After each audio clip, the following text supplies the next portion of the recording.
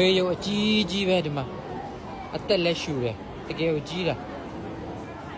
ဟိုကြည့်အသက်ရှူတယ်တွေ့လားအသက်ရှူနေတယ်ဟိုကြည့်အသက်ရှူနေ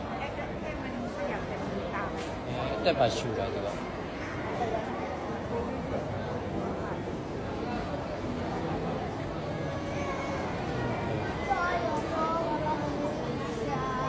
ုင်တာတို့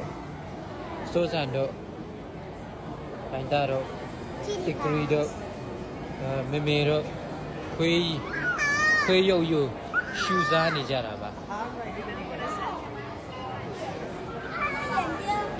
ဒါပဲဘူး这里上面这我们拍照呼吸你看要不要视频那你要不要视频အိမ်မောကြ